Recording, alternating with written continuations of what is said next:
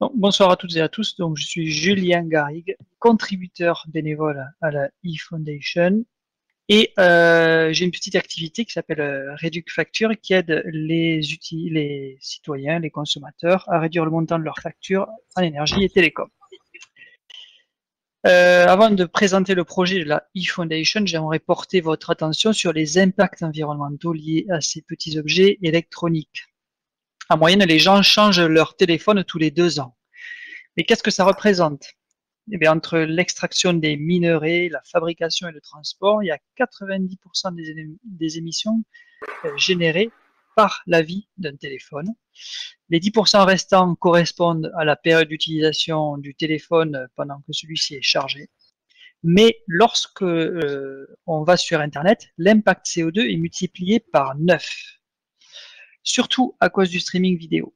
En effet, 80% du trafic Internet est occupé par 4 catégories plus ou moins égales: le streaming, les séries, YouTube, les réseaux sociaux et la pornographie. L'impact carbone lié à Internet est en constante augmentation et à ce rythme, en 2025, il pourrait représenter 7% des émissions de CO2, soit l'équivalent des émissions provoquées par les voitures aujourd'hui. En septembre 2019, Reuters publiait un article qui disait que le cycle de vie complet des téléphones vendus en Europe, c'est 14 millions de tonnes d'émissions carbone. Alors que faire? D'abord, on peut réduire la qualité des vidéos visionnées. Ensuite, on peut aussi réduire le temps des visionnages des vidéos, plutôt que faire de la boulimie de séries sur des plateformes de streaming. On peut passer le budget à voir quelques bons films au cinéma. On peut aussi renouveler moins souvent son téléphone, en prenant soin, en le protégeant, en le considérant comme un objet fragile, et si malgré tout il tombe en panne, le réparer.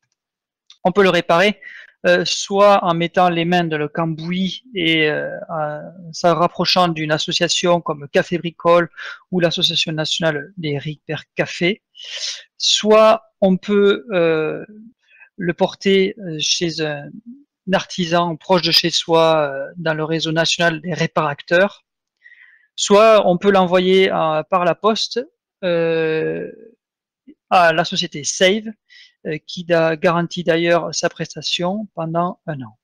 Et enfin, on peut favoriser les logiciels respectueux de la vie privée. Vous allez me dire, mais quel est le rapport de vie privée avec l'impact carbone?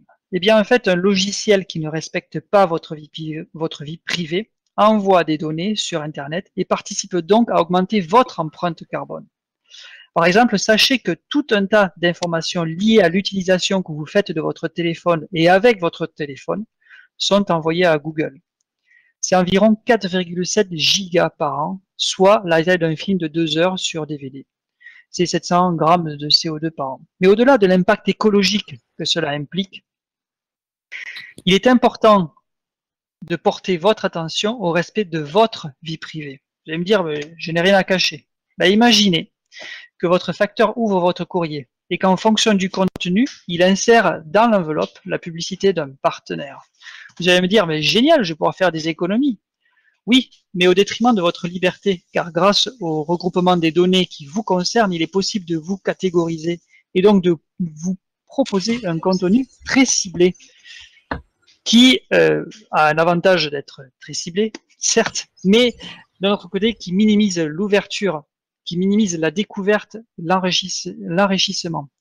Avec ce regroupement de données, il est aussi possible de discerner votre intimité et aussi d'influencer discrètement votre opinion afin de favoriser une personnalité ou un projet douteux. Vous avez peut-être entendu parler de Facebook Analytica qui aurait influencé les gens à voter pour Trump. Voilà, donc toutes ces données sont potentiellement à la portée d'acheteurs aux ressources financières conséquentes. Pour limiter cela, quelle est la solution? Eh bien, à l'origine, le projet de la eFoundation est né pour proposer une alternative au téléphone Android dépendant des services de Google. C'est donc une alternative respectueuse de la vie privée des utilisateurs qui a donné naissance à iOS. iOS remplace le logiciel fourni par le constructeur de votre téléphone et a plusieurs avantages. D'abord, le logiciel est basé sur Android, donc potentiellement compatible avec toutes les applications que vous utilisez déjà. Il est dépourvu de toutes les pompes à données de Google. Il est donc plus léger et plus économe en énergie. Il a aussi l'avantage d'être mis à jour plus longtemps. Certains téléphones de plus de 6 ans, abandonnés par les constructeurs, sont encore mis à jour sous iOS. L'intérêt de repousser l'obsolescence logicielle liée au fait que les développeurs d'applications favorisent les dernières versions d'Android. Vous allez donc devoir juste changer votre téléphone à cause du fait que les applications que vous voulez utiliser ne fonctionnent plus. Avec iOS, c'est pas le cas puisque l'OS est mis à jour beaucoup plus longtemps que les 2 ou 3 ans proposés par les constructeurs d'habitude. iOS est un écosystème mobile complet, respectueux de la vie privée dès la conception, conçu pour le plus grand nombre. Voilà à quoi il ressemble sur cette image. iOS est fourni avec une série d'applications par défaut respectueuses de la vie privée des utilisateurs et aussi un magasin d'applications regroupant plus de 60 000 applications les plus populaires du Google Play Store.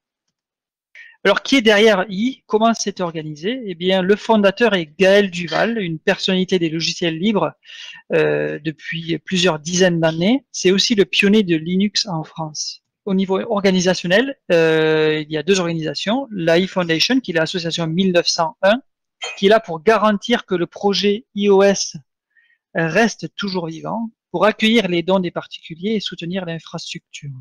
De notre côté, il y a l'entité commerciale, la e-corporation, qui est là pour payer les développeurs, qui est là qui se charge des aspects commerciaux et qui contribue au projet iOS détenu par la iFoundation. Autrement dit, si la société font les plans, met la clé sous la porte, c'est pas grave, le projet est détenu par l'asso, par le bien commun. Il peut donc prospérer grâce à des bénévoles ou être repris par une autre organisation. Merci pour votre attention.